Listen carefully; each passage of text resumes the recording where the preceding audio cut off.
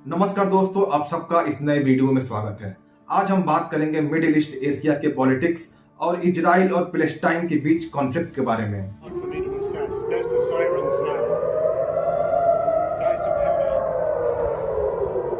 इस वीडियो को शुरू करने से पहले आपसे एक रिक्वेस्ट है, इस वीडियो को आप पूरा देखें और मैं आपको विश्वास दिलाता हूं इस वीडियो को पूरा देखने के बाद आपको मिडिल ईस्ट एशिया के पूरी पॉलिटिक्स और इजराइल और फिलिस्तीन के बीच के विवाद को पूरी तरह समझ जाएंगे। तो हम इस पूरे विवाद को समझने के लिए सबसे पहले इस मिडिल ईस्ट एशिया के जियोपॉलिटिकल मैप को देख लेते हैं। जैसा कि आपको सामने दिख रहा है, इस मेडिटेरियन सी के बगल में इजराइल, जॉर्डन, लेबनान, सीरिया और उसके ऊपर टर्की है, जबकि नीचे के साइड में इजिप्ट है और मेडिटेरियन सी और रेड सी को जोड़ने वाला स्वेज कैनाल इस इजिप्ट वाले पार्ट में ही पड़ता है और इजराइल के चारों तरफ इस्लामिक कंट्रियां मौजूद है, जबकि इजराइल एकमात्र ज्यूस स्टेट है उस पूरे रीजन में। तो सबसे पहले हम ये समझ लेते हैं कि इस रीजन में यहूदी आए कैसे।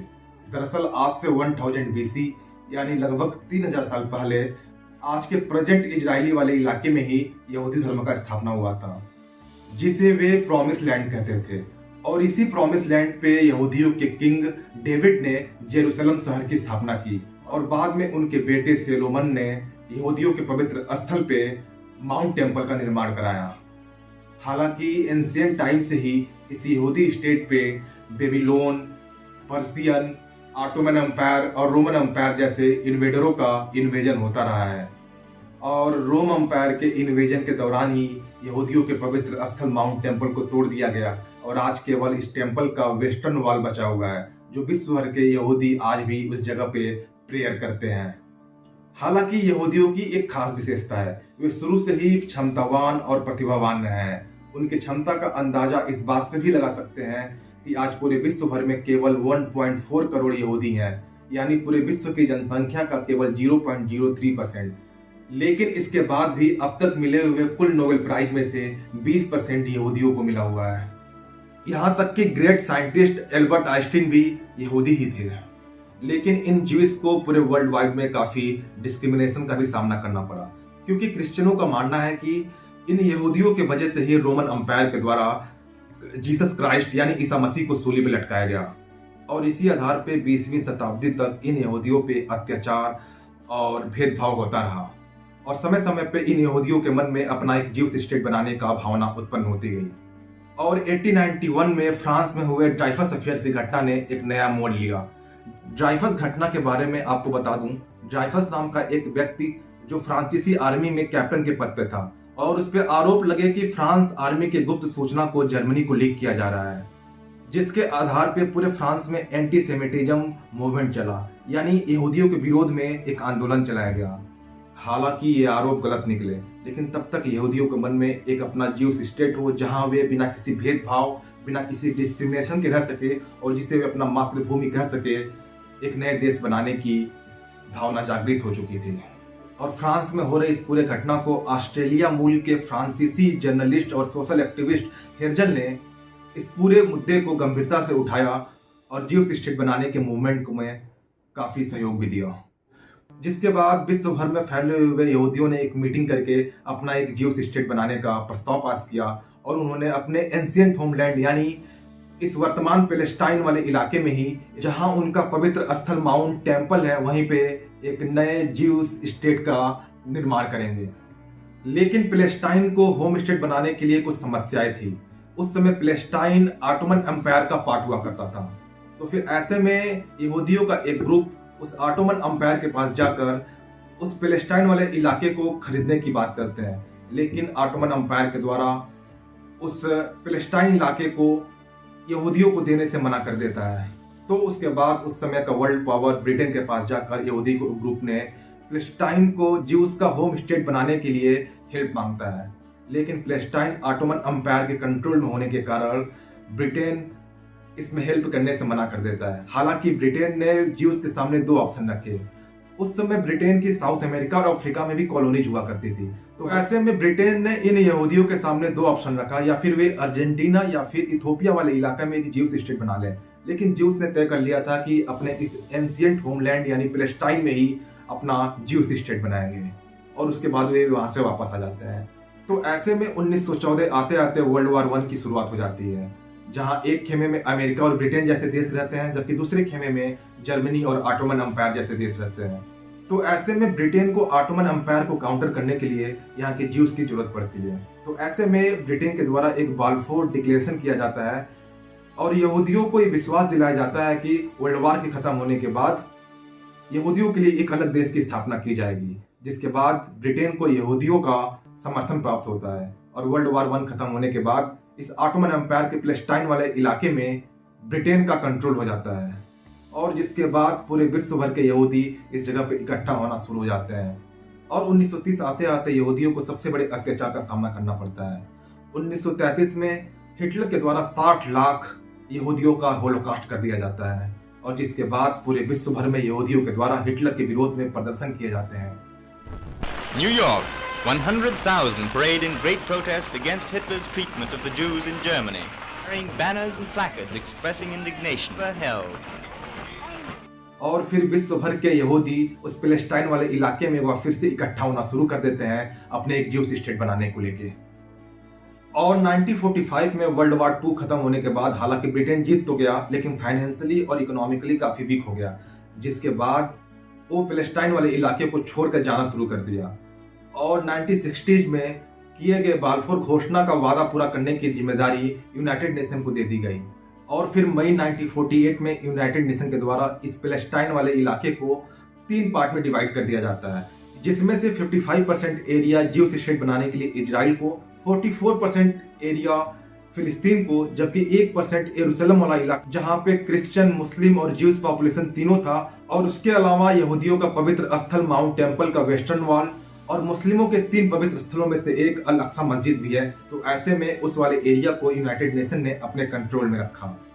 और मई 1948 में इजराइल को इंडिपेंडेंस मिलते ही वे अपने इजरायली लोग खुशी जाहिर करना शुरू कर देते हैं, लेकिन अरब कंट्री नहीं चाहती थी कि उस वाले इलाके में एक ज्यूस स्टेट बने।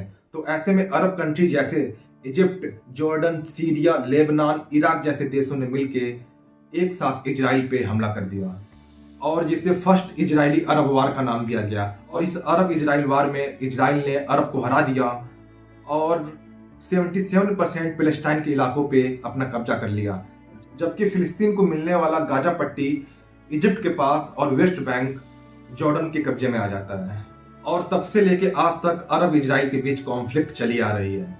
और फिर 1964 में अरब कंट्रियों ने मिलकर बचे हुए फिलिस्तीनी इलाके गाजा पट्टी और वेस्ट बैंक में एडमिनिस्ट्रेशन करने के लिए एक संगठन PLO यानी पैलेस्टाइन लिबरेशन ऑर्गेनाइजेशन का गठन किया। और फिर 1948 से लेकर तब तक पैलेस्टाइन और इजराइल के बीच काफी छोटे मोटे कॉन्फ्लिक्ट होते रहे।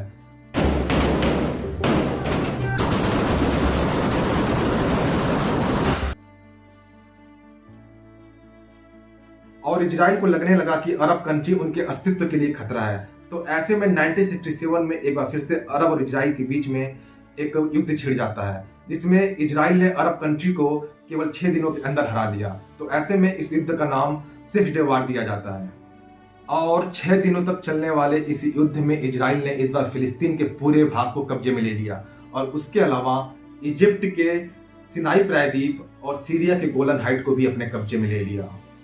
और जिसके बाद इजराइल ने उस फिलिस्तीनी वाले वेस्ट बैंक और गाजा पट्टी वाले इलाके में यहूदी बस्ती बना के वहाँ की डेमोग्राफी बदलना शुरू कर दिया।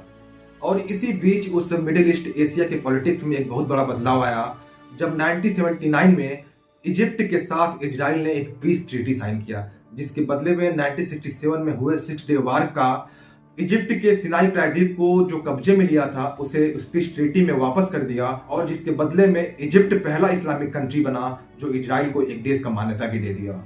और जिसके बाद उस पूरे मिडिल ईस्ट के पॉलिटिक्स में एक बड़ा बदलाव देखने को मिला। और मिडिल ईस्ट एशिया के बदलते हुए इस पॉलिटिक्स के बीच में 1980 में फिलिस्तीन के गाजा पट्टी वाले इलाके में एक फिलिस्तीनी समूह ने मिलकर एक हमास संगठन का निर्माण किया। हालांकि कई सारे देश उसे आज रिबेलियन ग्रुप मानते हैं, जबकि कई सारे देश उसे एक आतंकवादी संगठन मानता है।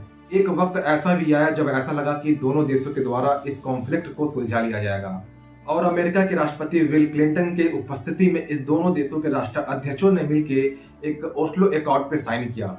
और उस ओस्लो एकॉर्ड के अनुसार इजराइल को उस पूरे गाजा पट्टी के इलाकों को खाली करना था, जबकि वेस्ट बैंक वाले इलाकों को 3 भागों में डिवाइड किया। क्योंकि 1967 के 6 डे वार के बाद इजराइल ने जब उस वेस्ट बैंक को अपने कब्जे में ले लिया तो उसके बाद अपनी कई सारी बस्तियां बनाई, जिससे कि वहां की डेमोग्राफी पूरी तरह से बदल गई थी। और इस ओस्लो एकॉर्ड में उस वेस्ट बैंक वाले इलाके को 3 सेक्शन में डिवाइड किया गया, जिसमें पहले सेक्शन में फिलिस्तीनियों का पूरी तरह से कंट्रोल था, जबकि दूसरे सेक्शन में इजराइल का पूरी तरह कंट्रोल था, जबकि तीसरे सेक्शन में ज्वाइंट कंट्रोल पैलेस्टाइन और इजराइल को दिया गया। हालांकि बाद में इस ओस्लो अकॉर्ड पे समझौता नहीं हो सका और आज तक इन दोनों देशों के बीच कॉन्फ्लिक्ट बना हुआ है। हालांकि 2005 में इजराइल ने फिलिस्तीनी इलाके वाले गाजा पट्टी से अपना कब्जा छोड़ दिया है और जिसके बाद 2006 में इन फिलिस्तीन वाले इलाकों में एक इलेक्शन कराया गया। हालांकि हमास और पीएलओ के बीच वैचारिक मतभेद होने के कारण आज गाजा पट्टी वाले इलाके पे हमास का कंट्रोल है, जबकि वेस्ट बैंक के छोटे से इलाके पे पीएलओ का कंट्रोल है। और आज 21वीं सदी में वर्ल्ड ऑर्डर पूरी तरह से बदल चुकी है, जहां इस्लामिक कंट्री में टर्की के अलावा सुन्नी मुस्लिम देश सऊदी अरब और शिया मुस्लिम देश ईरान के लीडरशिप में 3 पावर सेंटर बन चुके हैं, और जिसके कारण शिया मुस्लिम देश ईरान के बढ़ते हुए मिलिट्री पावर और उसके न्यूक्लियर पावर बनने की कोशिश के कारण आज कई सारे सुन्नी मुस्लिम देश सऊदी अरब और यूएई जैसे देश ईरान को अपने देश के लिए खतरा मानते हैं। तो ऐसे में अपने देश के पर्सनल इंटरेस्ट के कारण ये देश इजराइल जैसे देशों के साथ भी दोस्ताना हाथ बढ़ाना शुरू कर दिए हैं, जहां 2020 में अब्राहम ट्रीटी के द्वारा यूएई और बहरीन ने दोस्ती का हाथ बढ़ाते हुए इजराइल को एक देश का मान्यता भी दे दिया। हर कंट्री का अपना अपना पर्सनल इंटरेस्ट होने के कारण आज ईरान और इजराइल के बीच में कॉन्फ्लिक्ट होने के बाद भी कई सारे सुन्नी देश पर्दे के पीछे से ही सही लेकिन इजराइल के पक्ष में खड़े हुए हैं। लेकिन आज भी इजराइल और फिलिस्तीन के बीच इस कॉन्फ्लिक्ट को आज तक सुलझाया नहीं जा सका है। तो ऐसे में इस मुद्दे को कैसे सुलझाया जा सकता है, आप कमेंट बॉक्स में अपनी राय जरूर दें। और इसके अलावा जैसा कि मैंने आपको शुरू में ही प्रॉमिस किया था, इस वीडियो को देखने के बाद आपको पूरे मिडिल ईस्ट के पॉलिटिक्स और इजराइल और फिलिस्तीन के बीच कॉन्फ्लिक्ट के कारणों के बारे में आप पूरी तरह से समझ जाएंगे। अगर मैं इसमें सफल हुआ हूं तो वीडियो को लाइक करें और चैनल को सब्सक्राइब भी जरूर करें, जिससे कि आगे भी आपके पास वीडियो पहुंच सके। Thank you.